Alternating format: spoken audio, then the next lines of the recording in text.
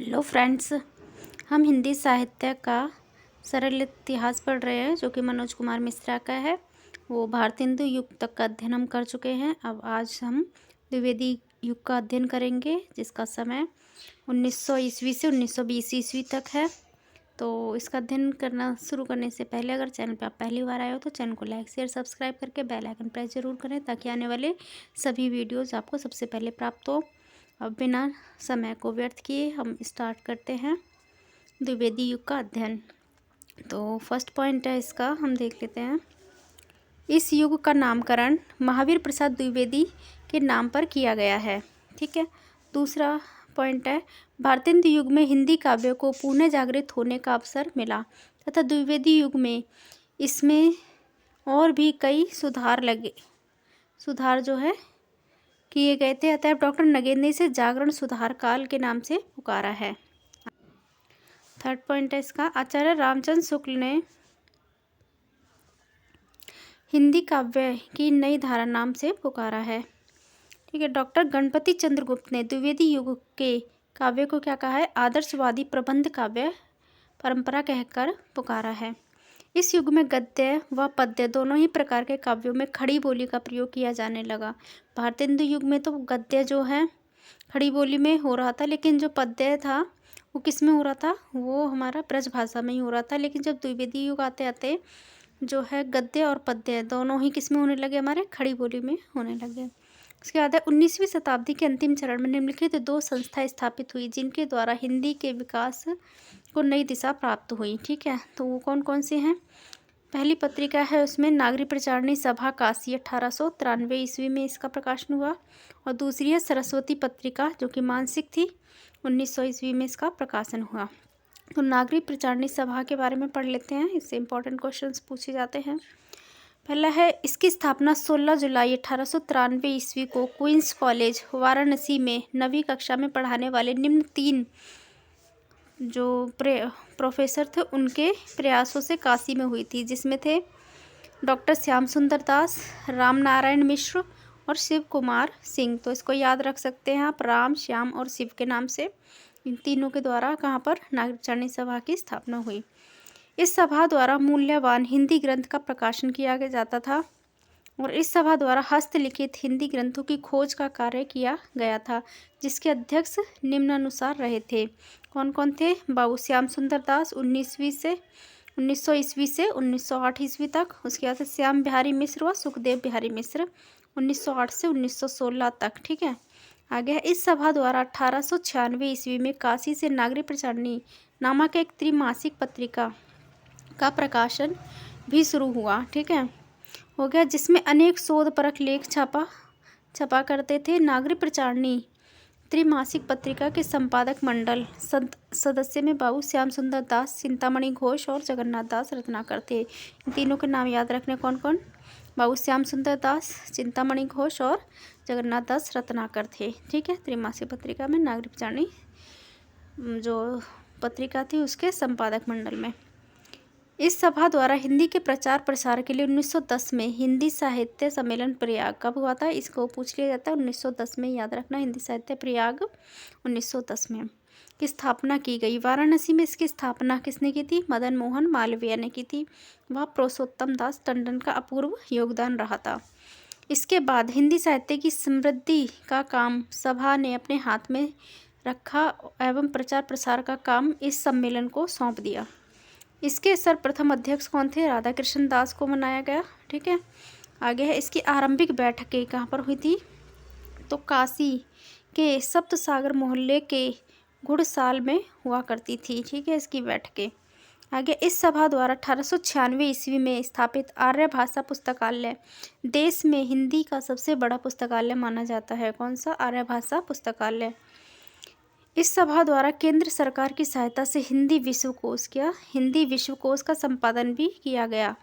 इसके अब 12 भाग प्रकाशित हो चुके हैं। कितने भाग, 12 भाग। हिंदी का सर्वाधिक जो प्रमाणिक एवं विस्तृत कोश है वो क्या है, हिंदी शब्द सागर है। हिंदी शब्द सागर जो कि किसने लिखा था, शुक्ल जी ने लिखा था।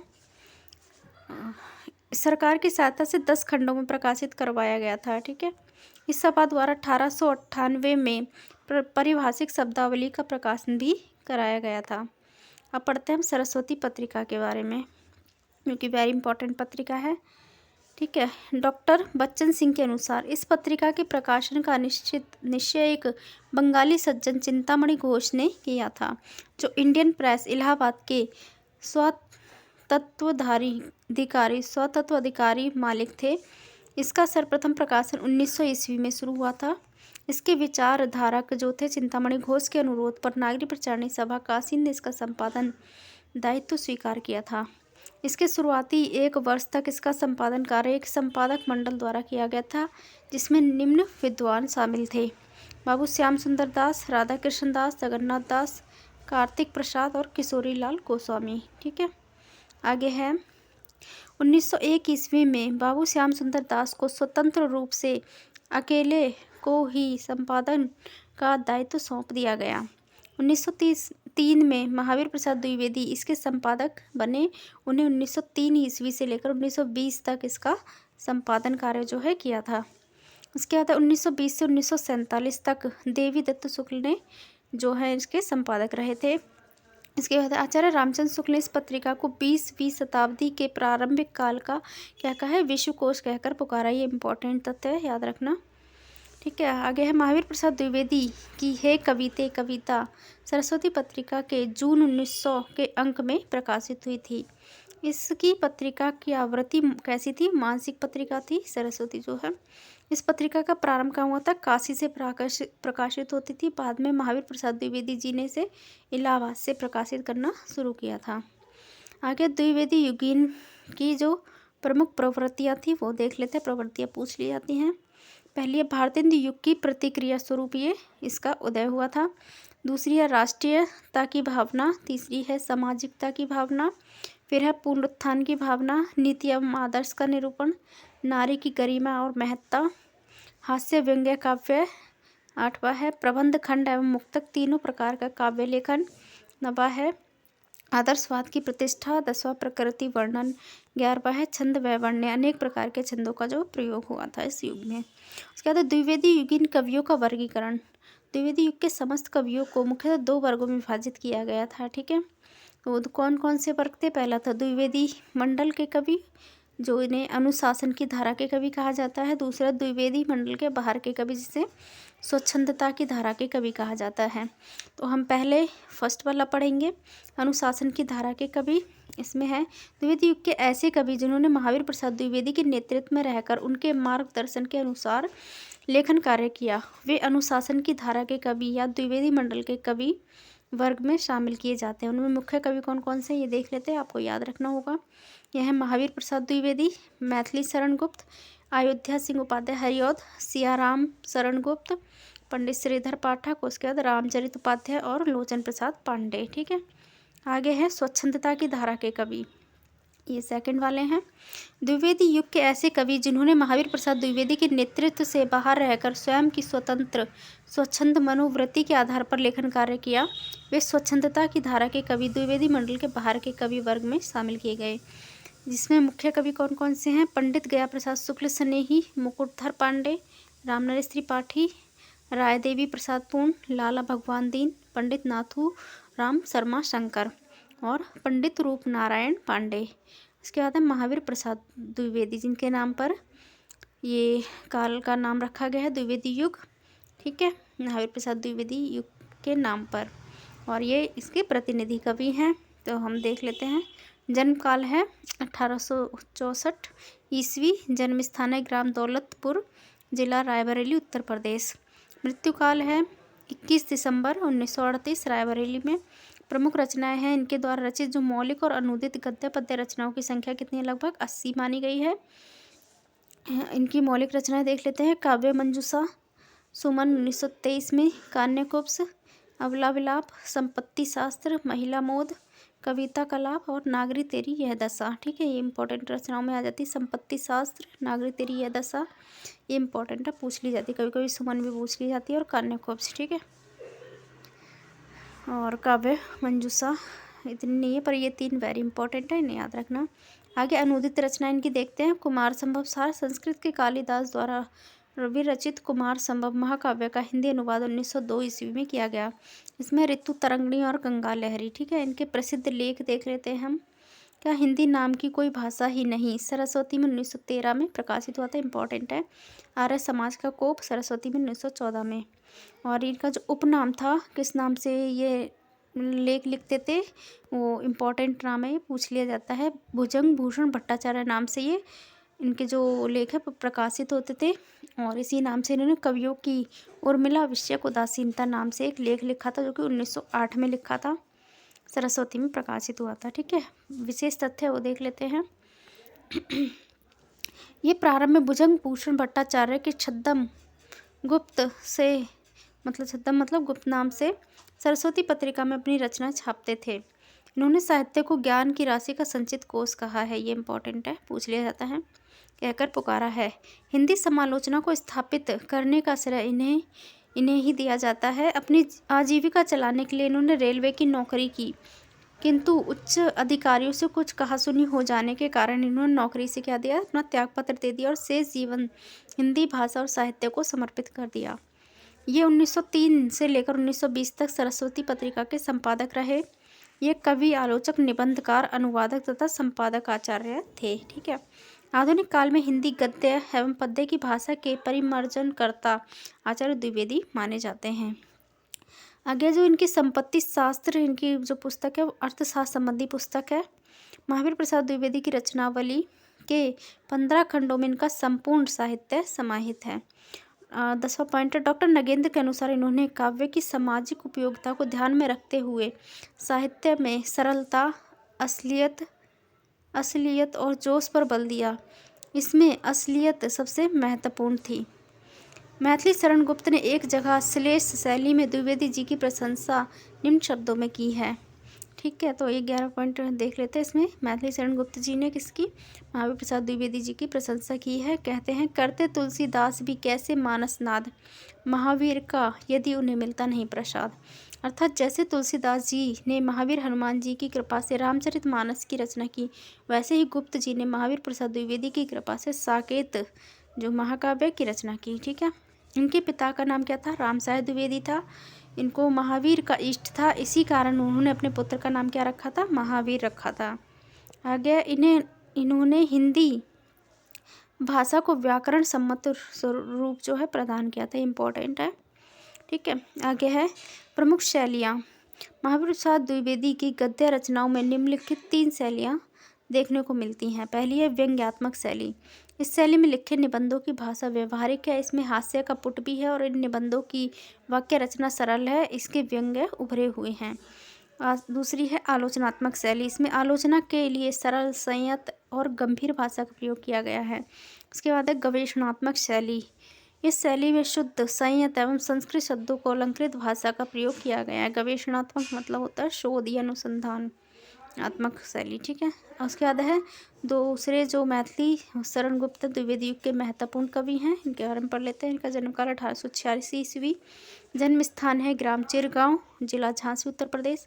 मूल नाम था इनका मिथिलाधिपति नंदिनी शरण। मृत्युकाल 1964 में। पिता इनके थे सेठ रामचरण गुरु थे इनके महावीर प्रसाद द्विवेदी। गुप्त जी ने द्विवेदी जी के नेतृत्व में रहकर सरस्वती पत्रिका के लिए अनेक रचनाएं लिखी थी। इनकी प्रमुख रचनाएं हैं वो देख लेते हैं। इनके द्वारा रचित मौलिक काव्य ग्रंथों की संख्या लगभग 40 मानी जाती है। कितनी, 40। इसमें से मुख्य जो हैं वो देख लेते हैं। ये रचनाएं पूछ ली जाती हैं, इसलिए इन रचनाओं को ध्यान से देखें। पहली है रंग में भंग 1909, जयद्रथवध 1910, भारत भारती 1912, किसान 1917, शकुंतला 1923, पंचवटी 1925, अनहग 1925, हिंदू 1927, त्रिपथका 1928, शक्ति 1928, गुरुकुल 1929, विकटभट्ट 1929, साकेत 1931, यशोधरा 1933, द्वापर 1936, सिद्धराज 1936, नहुस 1940, कुणाल गीत 1942, कावा और करबला 1942, पृथ्वीपुत्र 1950, प्रदक्षिणा 1950, जय भारत 1952, विष्णुप्रिया 1957, अर्जन और विसर्जन, और उसके बाद है झंकार 1929, ठीक है। आगे देख लेते हैं इंपॉर्टेंट तथ्य। विषय वस्तु की दृष्टि से गुप्त जी की इन रचनाओं को निम्न श्रेणियों में वर्गीकृत किया जा सकता है, वो देख लेते हैं। राम संबंधी काव्य में आ जाएंगे इनके साकेत, पंचवटी और प्रदक्षिणा। कृष्ण से संबंधित काव्य में है द्वापर। वैष्णव भक्ति संबंधित काव्य में विष्णु प्रिया जो कि चैतन्य महाप्रभु से संबंधित है। बौद्ध मत संबंधी है यशोधरा अनग जो है गीति नाट्य है। और सिख धर्म से संबंधित है गुरुकुल। इस्लाम धर्म से संबंधित कावा और करबला। महाभारत के पात्रों प्रसंगों पाख्यानों पर आश्रित जो काव्य वो है जयद्रथ वध, सैरंध्री, बकासंहार और वन वैभव, नहुस, हिडिंबा, शकुंतला, तिलोत्तमा, जय भारत। ऐतिहासिक वीर पुरुषों से संबंधित जो काव्य हैं उसमें है रंग में भंग, सिद्धराज, पत्रावली, विकट भट्ट। महात्मा गांधी से संबंधित है अंजलि और ऐधर्य। ठीक है। उसके बाद है काल्पनिक एवं विचारात्मक विषय वस्तु पर आधारित है भारत भारती, वैतालिक, हिंदू विक्रय। आगे है दूसरी रचना शैली की दृष्टि से इनकी रचनाओं को निम्न श्रेणियों में विभक्त किया जाता है। इसमें है मुक्तक काव्य में आ जाएंगे पद्य प्रबंध, स्वदेश संगीत, मंगल घट। याद है गीति शैली में झंकार, विश्ववेदना, अंजलि तथा साकेत, यशोधरा व कुणाल गीत के कुछ अंश। नाट्य शैली नाटक है तिलोत्तमा, चंद्रहास। उसके बाद गीति नाट्य शैली जो है रूपक, अनग, तिलोत्तमा, चंद्रहास। उसके बाद पत्र शैली नूतन काव्य, पत्रावली। प्रबंध काव्य शैली है इनकी, इसमें सर्वप्रिय शैली में साकेत, जयद्रथ वध, यशोधरा, पंचवटी इत्यादि इसी शैली की रचनाएं हैं। उसके बाद गुप्त जी द्वारा रचित जो खंड काव्य हैं कुल 19 हैं और 2 महाकाव्य हैं। यशोधरा रचना गौतम बुद्ध के गृह त्याग पर आधारित मानी जाती है। नारी जीवन की मार्मिक अभिव्यक्ति के कारण कुछ लोग इस रचना को साकेत से बढ़कर मानते हैं। इसमें नारी सम्मान की प्रतिष्ठा स्थापित की गई है। रंग में भंग रचना में चित्तौड़ और बूंदी के राजघरानों से संबंधित रखने वाली राजपूती आन का वर्णन किया गया है। मंगल घट इनका कविता संग्रह जिसमें केशव की कथा, स्वर्ग सहोदर इत्यादि बहुत सी फुटकल रचनाओं का संग्रह किया गया है। पंचवटी रचना में लक्ष्मण के चरित्र का उत्कर्ष वर्णित किया गया है। विकट भट्ट रचना में जोधपुर के एक सरदार की 3 पीढ़ियों द्वारा वचन निभाने का वर्णन किया गया है। विकट भट्ट में मेघनाद वध इसकी अतुकांत रचना है। विष्णुप्रिया रचना में चैतन्य महाप्रभु की वियुक्तता, पत्नी के त्याग और तप को प्रदर्शित किया गया है। अर्जन विसर्जन रचना में मुस्लिम संस्कृति की झांकी प्रस्तुत की गई है। जयद्रथ वध रचना में राष्ट्र की बलिवेदी पर अपने प्राण न्यौछावर कर देने वाले युवक का वर्णन किया गया है। इसका आधार महाभारत है। उसके बाद साकेत के संबंध में जो महत्वपूर्ण तथ्य है वो देख लेते हैं। इसका रचनाकाल 1931 है। कुल सर्ग इसमें 12 हैं। काव्य श्रेणी महाकाव्य, प्रबंध काव्य है। प्रेरणा स्रोत लेख जो है जिससे प्रेरित होकर उन्होंने यह रचना लिखी थी वो है रविन्द्रनाथ टैगोर का लेख काव्य की उपेक्षिताएं और महावीर प्रसाद द्विवेदी का 1908 में सरस्वती पत्रिका में जो भुजंग भूषण भट्टाचार्य नाम से प्रकाशित लेख है कवियों की उर्मिला विषयक उदासीनता से प्रेरित होकर इन्होंने साकेत की रचना की। पुरस्कार इस पर मिला था मंगला प्रसाद पारितोषिक। और विशेष जो हैं वो देख लेते हैं। यह तुलसीदास के रामचरितमानस के बाद हिंदी का दूसरा बड़ा राम काव्य माना जाता है। इस रचना में आर्य समाज का प्रभाव दिखाई देता है। एक बार क्वेश्चन पूछा गया था कौन आर्य समाज का प्रभाव दिखाई देता है। डॉक्टर द्वारिका प्रसाद सक्सेना के अनुसार साकेत की रूपरेखा निश्चित करने वाली श्री छोटे लाल बृहस्पत्य 1911 में माने जाते हैं। आचार्य नंद दुलारे वाजपेयी के अनुसार साकेत महाकाव्य ही नहीं आधुनिक हिंदी युग का प्रवर्तक महाकाव्य है। यह नारी चेतना से संबंधित काव्य है। सबसे बड़ा एवं महत्वपूर्ण सर्ग 9वां सर्ग है। यह सर्ग लक्ष्मण की पत्नी उर्मिला के वियोग वर्णन को समर्पित है। 10वें सर्ग में उर्मिला का वियोग वर्णन है। आगे रचना में लगा कुल समय जो 15 वर्ष। इसका प्रारंभ 1916 में हो गया था जबकि प्रकाशन 1931 में जाकर हुआ। यह दद्दा नाम से जाने जाते थे। आगे है इन्होंने माइकल मधुसूदन दत्त की रचनाओं का अनुवाद मधुप उपनाम से किया था। ठीक है। स्वतंत्रता के बाद ये भारतीय संसद में राज्यसभा के सदस्य भी मनोनीत किए गए थे। भारत सरकार के द्वारा इनको पद्म विभूषण सम्मान प्रदान किया गया था।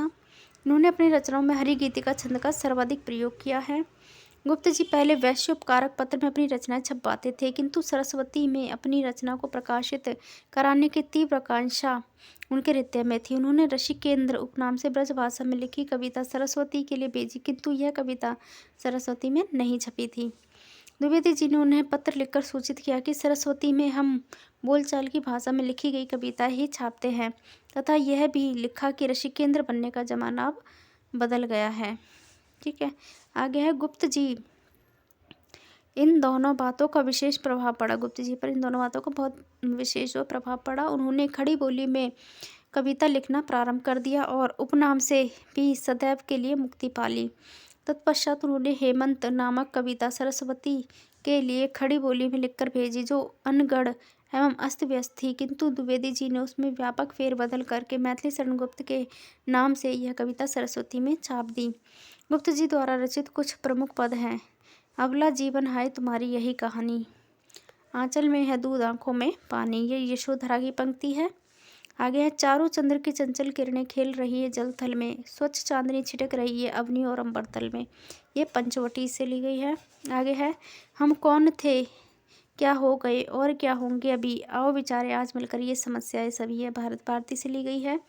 फिर है नीलांबर परिधान हरित पट पर सुंदर है, सूर्य चंद्र युग मुकुट मेखला रत्नाकर है, नदियाँ प्रेम प्रभा फूल तारे मंडन है, बंदी जन खग वृंद शेष वन सिंहासन है, करते अभिषेक पयोध है बलिहारी ईश वेग वेश की, हे मातृभूमि तू सत्य ही सगुण मूर्ति सर्वेश की। ठीक है, यहाँ तक है। ये पांचवी पंक्ति है इनकी। सखी नील नभसर से उतरा यह हंस आहा तरता तरता, अब तारक मैक्तिक शेष नहीं निकला जिसको चरता चरता, अपने हिम बिंदु बचे तब भी चलता उनको धरता धरता, गट जाए ना कंटक भूतल के कर डाल रहा डरता डरता। ठीक है, विशेष तथ्य हम देख लेते हैं मैथिली शरण गुप्त के बारे में। तो गुप्त जी की खड़ी बोली की पहली कविता क्या थी, हेमंत थी, जो हेमंत नाम से 1905 में सरस्वती पत्रिका में प्रकाशित हुई थी। गुप्त जी की पहली काव्य रचना जो है रंग में भंग है, लघुखंड काव्य है, 1909 में प्रकाशित हुआ था। गुप्त जी की पहली महत्वपूर्ण प्रसिद्ध काव्य रचना भारत भारती 1912 में प्रकाशित हुई थी। यह रचना मुस्सादे हाली एवं मुस्सादे कैफी की जो भारत दर्पण है, इसके लेखक जो है ब्रजमोहन दत्तात्रेय कैफी से प्रभावित माने जाती हैं। भारत भारती रचना के कारण इन्हें जेल भी जाना पड़ा था। इसी रचना के कारण, लेखन के कारण इनको राष्ट्रकवि की संज्ञा भी दी गई थी। इनको राष्ट्रकवि की उपाधि 1936 में काशी में महात्मा गांधी के द्वारा प्रदान की गई थी।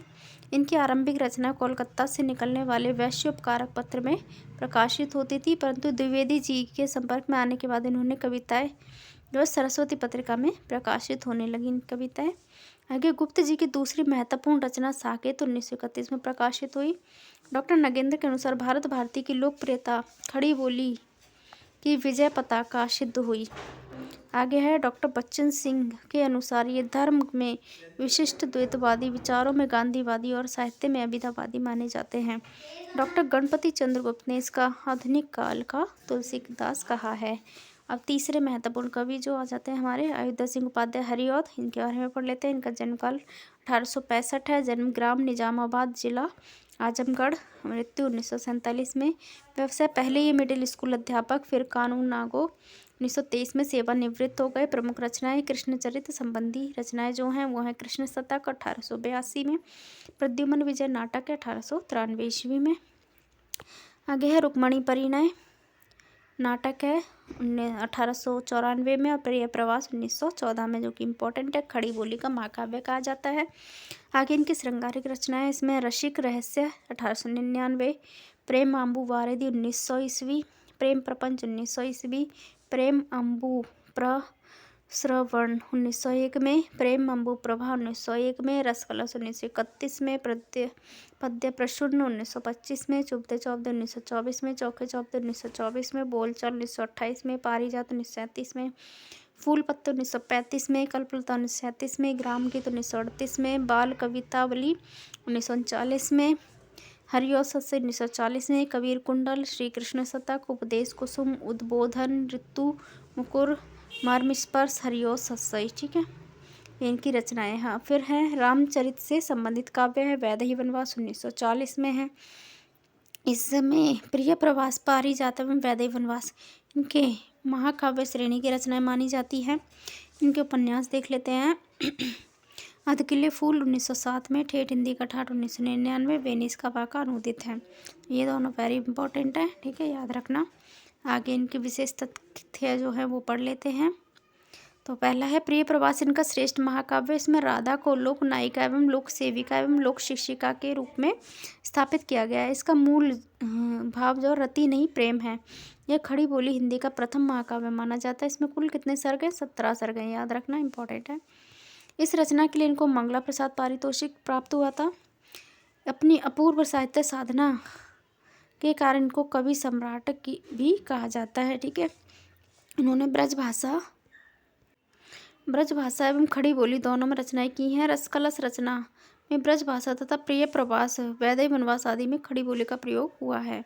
प्रिय प्रवास रचना का प्रथम छंद यह है, तो ये इंपॉर्टेंट भी है, आप देख लेना, पूछ लिया जाता है। ये दिवस का अवसान समीप था, गगनता कुछ लोहित हो चला, तरु शिखा पर अब राजती, कमलिनी कुल बल्लभ की प्रभा। ठीक है, आगे देख लेते हैं इसके पॉइंट। वैदेही वनवास मूलतः वाल्मीकि रामायण पर आधारित है। इसमें राम के द्वारा सीता के निर्वासन की कथा कितने सर्गों में है? तो 18 सर्गों में है। प्रिय प्रवास मूलतः वियोग श्रृंगार ग्रंथ है। वियोग वात्सल्य का चित्रण भी इसमें प्रमुखता से हुआ है। इसमें राधा के विरह के निरूपण चतुर्थ सर्ग में किया गया है। कौन सर्ग में? चतुर्थ सर्ग में। आगे रसकलश, यह एक रीति ग्रंथ है। इसमें रस एवं रस स्वरूप नायिका भेद ऋतु वर्णन किया गया है। चुपते चौपते और चौके चौपदे बोलचाल रचनाओं में मुहावरेदार भाषा शैली का प्रयोग है।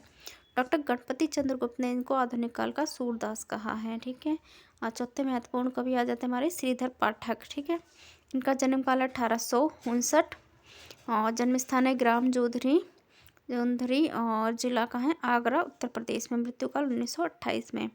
की प्रमुख रचनाएं देख लेते हैं। तो प्रबंधात्मक काव्य में अनुदित कौन कौन सी है? एकांतवासी योगी 1886 में। अंग्रेजी साहित्य के गोल्ड स्मिथ द्वारा रचित हर्मिट का हिंदी अनुवाद है। दूसरा उजड़ ग्राम 1889 में। अंग्रेजी साहित्य के गोल्ड स्मिथ द्वारा रचित डेजर्ट विलेज का अनुवाद है। श्रांत पथिक 1902 में। अंग्रेजी साहित्य के गोल्ड स्मिथ द्वारा रचित ट्रैवलर का हिंदी अनुवाद है। ऋतु संहार संस्कृत के कालिदास की नाट्य रचना का अनुवाद है। आगे है मौलिक प्रबंधात्मक जो रचनाएं हैं। जगत सच्चाई सार 1887 में। कश्मीर सुषमा 1904 में। आराध्य शोकांजलि 1906 में। यह रचना इन्होंने अपने पिता की मृत्यु पर लिखी थी। आगे है जॉर्ज वंदना 1912 में। भक्ति विवाह 1913 में। गोखले प्रशस्ति 1915 में। आगे देहरादून 1915 में। गोपी का गीत 1916 में। भारत गीत 1928 में।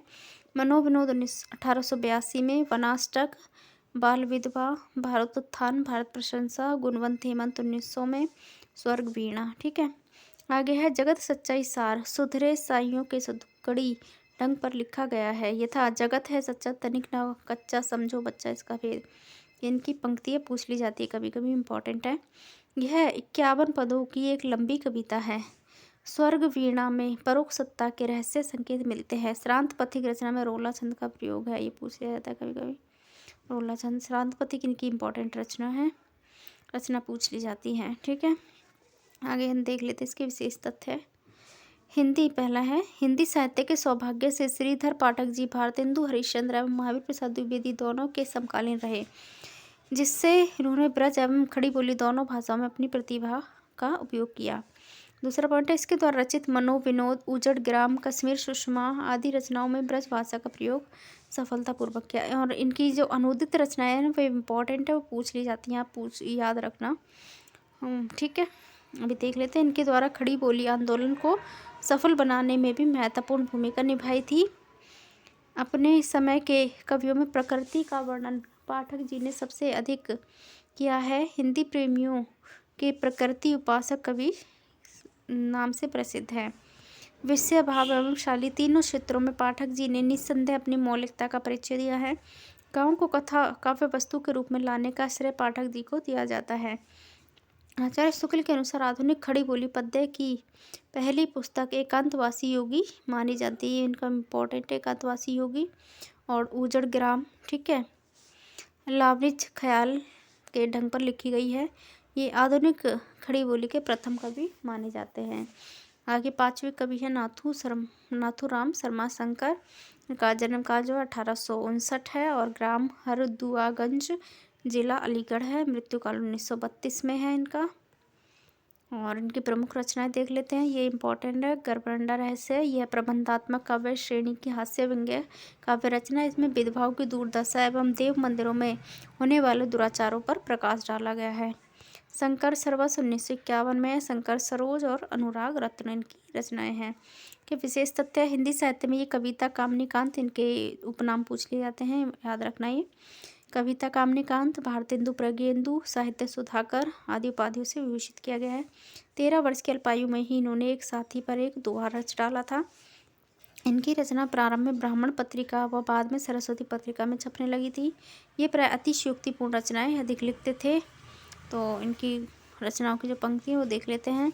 शंकर नदी नंद नदी सन के नीरन की, भाप बन अंबर ते ऊंची चढ़ जाएगी, दोनों ध्रुव छोरन लो पल में पिघल कर, धूम धूम धरनी धुरी सी बढ़ जाएगी। ये कट्टर आर्य समाजी माने जाते हैं। ठीक है। छठे कवि हैं रामनरेश त्रिपाठी। इनका जन्मकाल 1881 में है। जन्म स्थान है कोइरीपुर, जिला जौनपुर। मृत्यु काल 1962। और जो इनकी प्रमुख रचनाएं हैं वो देख लेते हैं। प्रबंधात्मक काव्य रचनाएं हैं, इसमें है मिलन, इनकी इंपॉर्टेंट है रचनाएं। ठीक है। मिलन 1917 में है। विदेशी शासन से देश उद्धार का भाव है इसमें। पथिक 1920 में। उपनिवेशवाद के एक तंत्र से मुक्ति है। स्वप्न 1929 में। विदेशी आक्रमणकारियों से सुरक्षा का भाव और उत्तराखंड व कश्मीर की सुषमा का वर्णन है। फुटकल कविता संग्रह है इनकी मानसी। ठीक है। इनकी चारों रचनाएं इंपॉर्टेंट है, ये क्रम वाइज भी पूछ ली जाती हैं। ठीक है। तो ऐसे याद रख सकते हैं आप। मिलन पथ में मानसी स्वप्न की कविता है। ठीक है। इनकी एक और रचना आएगी कविता वाली करके, कविता कौमुदी। ठीक है। तो इससे आप याद रखना, मिलन पथ में मानसी स्वप्न की कविता है। ठीक है। ये आपको क्रम से सभी रचनाएं इनकी याद हो जाएंगी। और मानसी 1927 में देशभक्ति, प्रकृति चित्रण, नीति निरूपण संबंधी फुटकल कविताओं का संग्रह है। इनके विशेष तथ्य में देख लेते हैं। इनके द्वारा रचित मिलन, पथिक तथा स्वप्न काल्पना आश्रित काल्पनिक कथाश्रय प्रेम आख्यान खंड काव्य श्रेणी में शामिल है। इसके बाद कविता कौमुदी, इनके 8 भागों में है। कितने भागों में? 8 भागों में। इन्होंने बड़ी योग्यता से हिंदी, उर्दू, बांग्ला, संस्कृत कविताओं का संकलन और संपादन किया। इन्होंने प्राप्त भ्रमण करके बड़ी लगन और परिश्रम से लोकगीतों का संग्रह भी किया था। आगे इन्हें गांधी जी के द्वारा परिवर्तित असहयोग आंदोलन में जेल भी जाना पड़ा था। इनके खंड काव्यों में देश उद्धार के लिए नव युवकों का आह्वान किया गया है, बालक एवं वृद्धों का नहीं। ये हिंदी बाल साहित्य के जनक माने जाते हैं। इन्होंने कई वर्षों तक बानर नामक बाल पत्रिका का संपादन कार्य किया। प्रसिद्ध कथन है इनका, ये इंपॉर्टेंट है, पूछ लिया जाता है, याद रखना। पराधीन रहकर अपना सुख शोक ना कह सकता है, यह अपमान जगत में केवल पशु ही सह सकता है। आगे ज्ञा प्रसाद शुक्ल स्नेही, ये भी इम्पोर्टेंट रचना कवि हैं, ये उनके बारे में पढ़ लेते हैं। इनका जन्मकाल 1883 है। और जन्म स्थान ग्राम हडहा, जिला उन्नाव। मृत्यु काल 1972 में। प्रमुख रचना है कृषक क्रंदन, प्रेम पचीसी, राष्ट्रीय वीणा, त्रिशूल तरंग, करुणा कादम्बनी, कुसुमांजलि। और इनका ये इम्पोर्टेंट है कि ये त्रिशूल उपनाम से जो है रचनाएं करते थे। ठीक है। ज्ञा प्रसाद शुक्ल स्नेही राष्ट्र से संबंधित रचना त्रिशूल नाम से करते थे। आगे पढ़ लेते हैं इनके तथ्य। ये श्रृंगार आदि परंपरागत विषयों की कविता तो स्नेही नाम से करते थे। ठीक है। किससे? श्रृंगार संबंधी रचना स्नेही नाम उपनाम से करते थे। और राष्ट्रीय भावना की कविता त्रिशूल उपनाम से लिखते थे। इनके द्वारा सुकवि नामक काव्य पत्रिका का संपादन कार्य भी किया था।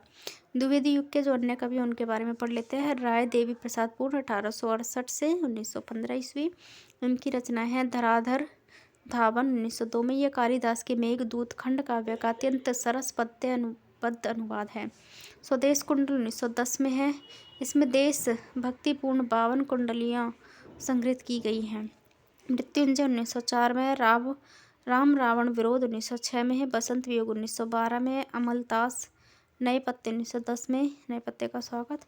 नवीन संवत्सर 1967 विक्रमी संवत इसमें का स्वागत है। ठीक है। विशेष तथ्य देख लेते हैं। ये संस्कृत के अच्छे ज्ञाता थे तथा वेदांत में इनकी विशेष रुचि थी। ये प्रकृति वर्णन में रीति कालीन कवि सेनापति के समकक्ष माने जाते हैं। इनके द्वारा रचित कविताओं का एक संकलन पूर्ण संग्रह के नाम से प्रकाशित हुआ। ये वसंत वियोग इनकी लंबी कविता है। इसमें भारत भूमि की कल्पना एक उदाहरण के रूप में की गई है। दूसरे कवि रामचरित उपाध्याय, इनका जन्म 1872 से 1938 है। जन्म स्थान गाजीपुर है। रचनाएं हैं इनकी राष्ट्र भारती, देवदूत, देवसभा, विचित्र विवाह, रामचरित चिंतामणि 1920 में। इसमें 25 सर्ग है। सूक्ति मुक्तावली नीति विषयक पद्यों का संग्रह है। सूक्ति मुक्तावली, देवी द्रौपदी और रामचरित्र चंद्रिका। ठीक है, आगे इनकी विशेषता थे। ये प्रारंभ में प्राचीन विषयों पर ही कविता लिखते थे, किंतु आचार्य महावीर प्रसाद द्विवेदी के संपर्क में आने के बाद खड़ी बोलियां में नूतन विषयों पर कविता करने लगे। ये द्विवेदी युग के सूक्तिकार माने जाते हैं। उसके बाद लाला भगवान दीन 1866 से 1930 ईस्वी। जन्म स्थान ग्राम बरबर, जिला फतेहपुर। की रचनाएं हैं वीर छत्राणी प्रबंध काव्य है, वीर बालक प्रबंध काव्य है और वीर पंचरत्न प्रबंध काव्य। तीनों ही मतलब वीर से स्टार्ट है और प्रबंध काव्य है, नवीन बीन। ठीक है, सब किसके? भगवान दीन की। विशेषता ये हिंदी, उर्दू व फारसी के अच्छे ज्ञाता थे। ये दीन उपनाम से लेखन कार्य करते थे। ये उर्दू बहारों के प्रयोग में बड़े निपुण थे और इन्होंने लक्ष्मी नामक पत्रिका का संपादन किया। इन्होंने रामचंद्रिका, कविप्रिया, दोहावली, कवितावली, बिहारी ससई आदि पर अपनी टीकाएँ लिखी हैं।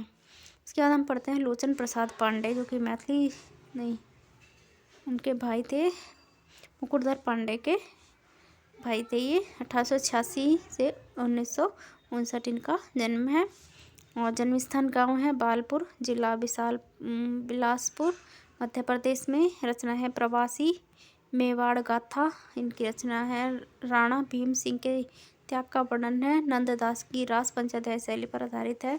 महानदी और पद्य पुष्पांजलि, मृग दुख मोचन, पशुओं तक व्यास, करुण एवं सर्वभूत दया के आदर्शों का वर्णन है। विशेषतः ये हिंदी, उड़िया, अंग्रेजी, संस्कृत के अच्छे ज्ञाता थे। ये अपने साहित्य सेवा के कारण इनको हिंदी साहित्य जगत में काव्य विनोद साहित्य वाचस्पति की उपाधि प्राप्त हुई।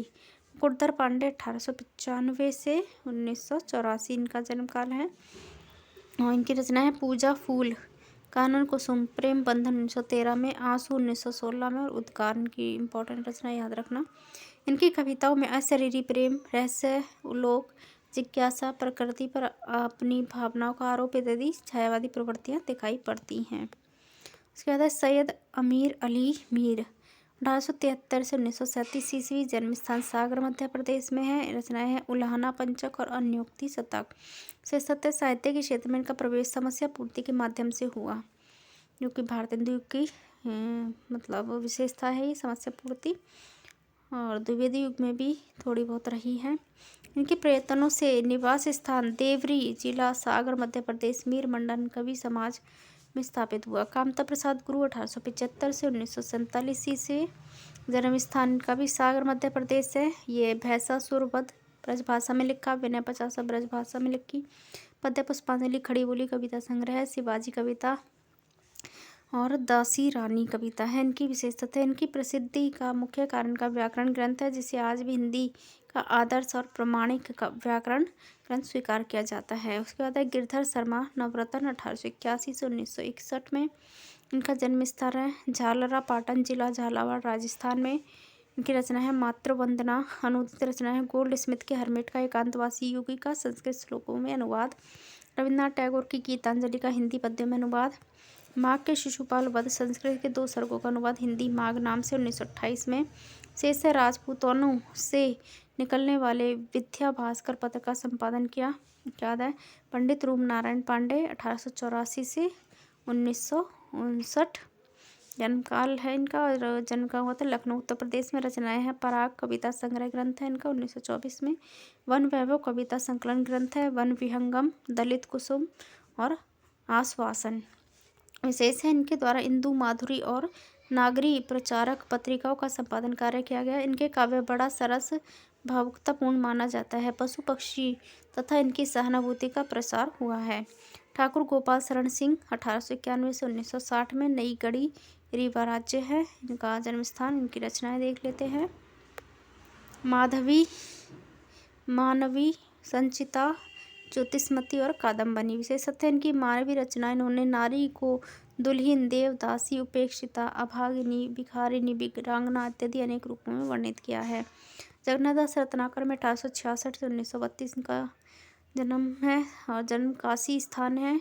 रचनाएं हैं इनकी हिंडोला, गंगावतरण, उद्धव शतक 1929 में है, हिंडोला 1994 में, गंगावतरण 1927 में, उद्धव शतक 1929 में, श्रृंगार लहरी और हरिश्चंद्री। विशेष तथ्य है ये आरंभ में जकी उपनाम से उर्दू में कविताएं लिखते थे। ये उर्दू, फारसी, संस्कृत, प्राकृत व फ्रेंच, मराठी, बंगला भाषाओं के ज्ञाता तथा ब्रज भाषा के मर्मज्ञ थे। इन्होंने द्विवेदी काल में शुद्ध व परिष्कृत ब्रज भाषा में कविताएं लिखी थी। इन्होंने बिहारी सतसई ग्रंथ की टीका बिहारी रत्नाकर नाम से संपादित की थी। ये एक प्रमाणिक संस्कृत संस्करण माना जाता है। इनको भक्ति काल और रीतिकाल का समन्वय कहा जाता है। इन्हें खड़ी बोली के समर्थकों को क्या कहा है? हटीम और मूर्ख कहा है खड़ी बोली के समर्थकों को। सत्यनारायण कविरत्न का 1879 से 1918 इनका जन्म काल है और जन्म जो स्थान है वो गांव सराय जिला अलीगढ़ है। रचनाएं हैं ब्रह्मदूत, प्रेम कली, हृदय तरंग कविता संग्रह है, हौरे सस जो है लॉर्ड मैकाले की रचनाओं का अनुवाद है, उत्तर रामचरित संस्कृत के भभूति नाटक का अनुवाद है, मालती माधव संस्कृत के भभूति के नाटक का अनुवाद है। इनके विशेष तथ्य देख लेते हैं। इनका पालन पोषण बाबा रघुवर दयाल ने किया। आरंभ में परंपरागत ढंग से विनय पद तथा समस्या पूर्ति लिखते थे। बाद में पूर्ण रचनाओं में भक्त एवं देश प्रेम की कविता के रूप में प्रसिद्ध हो गए। इन्होंने भी अपने रचनाओं में खड़ी बोली के स्थान पर ब्रज भाषा का प्रयोग किया। अपनी मधुर काव्य रचना एवं सरस वाणी के कारण को ब्रज कोकिल कहा जाता है। इंपॉर्टेंट अब पूछ लिया जाता है, ब्रज कोकिल किसे कहा जाता है? इनकी भक्ति काल एवं आधुनिक काल का समन्वय कहा जाता है। ठीक है, आगे द्वारका प्रसाद मिश्र, इनका रचना है कृष्णायन 1943 में। यह रचना कृष्ण संबंधी प्रबंध काव्य है। इसमें 7 कांडों में विभक्त हैं और रचनाएं हैं इनकी अवतरण कांड, मथुरा कांड, द्वारका कांड, पूजा कांड, गीता कांड, जय कांड, आरोहण कांड। ठीक है, प्रताप नारायण पुरोहित के बारे में पढ़ लेते हैं। इनकी रचना है नल नरेश 1933 में। नोटा 19 सर्गों में विभाजित। इनकी कथा वस्तु महाभारत के वन पर्व में वर्णित नलोपाख्यान से मेल है। इसमें रोला व हरिगीति का छंदों का प्रयोग हुआ है। मन के मोती, नव निकुंज, काव्य कानन। ठीक है, केसरी सिंह बारठ की रचना है प्रताप चरित्र 1934 में। अनूप शर्मा की है रचनाएं हैं सिद्धार्थ 1937 में 18 सर्ग हैं। श्रावणी 1948 में, वर्धमान 1951 में। सुमनांजलि फुटकल कविताओं का संग्रह है। आगे है सुनाल खंड काव्य है और जीव मरण, विराट भ्रमण और फेर मेली वो चंपू काव्य है। इनको आधुनिक काल का भूषण कहा जाता है। ठीक है, किसको? अनूप शर्मा को। आगे मोहनलाल महतो वियोगी 1899 से 1990 इनका जन्म काल है। रचना है इनकी आर्यव्रत 1943 में। यह प्रबंध काव्य पृथ्वीराज रासो के प्रसिद्ध कथानक के आधार पर रचा गया है। इसमें 13 सर्ग हैं। निर्माल्य 1926 में, एक तारा 1935 में है और कल्पना 1935 में है। उसके बाद है हरदयालु सिंह, इनकी रचनाएं हैं दिव्यवंश 1940 में। यह ब्रज भाषा में रचित प्रबंध काव्य है। इसमें वाहनासुर, बलि, हिरण कश्यप आदि दैत्यों के चरित्र को पौराणिक आधार पर प्रस्तुत किया गया है। इसमें है रावण 1952 में। ठाकुर प्रसाद सिंह 1924-1944 रचनाएं है महामानव 15 सर्गों में विभक्त महाकाव्य है, परंतु स्वयं कवि ने इसे महाकाव्य नहीं कहा, जन जागरण की महागाथा कहा है। वंशी और मादल 1959 में है। हारी हुई लड़ाई लड़ते हुए 1988 में है। विशेष तथ्य हैं, विशेष देख लेते हैं। इसमें संथालों के लोकगीतों की विषय वस्तु एवं अभिव्यंजना शैली को अपने गीतों के माध्यम से जो है प्रसारित किया है और समृद्ध किया है। आगे है श्री जगदम्बा प्रसाद हितैषी की रचनाएं हैं कल्लोलिनी कविता संग्रह, नवोदिता कविता संग्रह। बाबू श्याम सुंदर दास 1875 से 1945 इनकी रचनाएं हैं। इंपॉर्टेंट है, इनकी रचनाएं आ जाती हैं पेपर में, पूछ ली जाती हैं। भाषा विज्ञान है, साहित्य लोचन है, हिंदी भाषा और साहित्य है, रूपक रहस्य है। संपादित रचनाओं में है पृथ्वीराज रासो, हमीर रासो, रत्नाकर और कबीर ग्रंथावली। तो विशेष तथ्य देख लेते हैं। तो नागरिक प्रचारणी सभा के 3 संस्थापकों में से एक थे। ये 1901 में सरस्वती पत्रिका के प्रथम स्वतंत्र संपादक बने थे। इन्होंने नागरिक प्रचारणी सभा काशी के माध्यम से देश के विभिन्न भागों में बिखरे हुए हिंदी के दुर्लभ ग्रंथों की खोज का कार्य किया था। इनको आचार्य रामचंद्र शुक्ल एवं आचार्य नंद दुलारे वाजपेयी जैसे व्यक्तित्व के निर्माण का श्रेय दिया जाता है। तो आज हमारा द्विवेदी युग कंप्लीट हो गया है और नेक्स्ट वीडियो में हम छायावादी युग के बारे में पढ़ेंगे। तब तक के लिए धन्यवाद और चैनल को लाइक शेयर सब्सक्राइब करके बेल आइकन प्रेस ज़रूर करें ताकि आने वाले सभी वीडियोस आपको सबसे पहले प्राप्त हो और चैनल प्रमोट हो। धन्यवाद।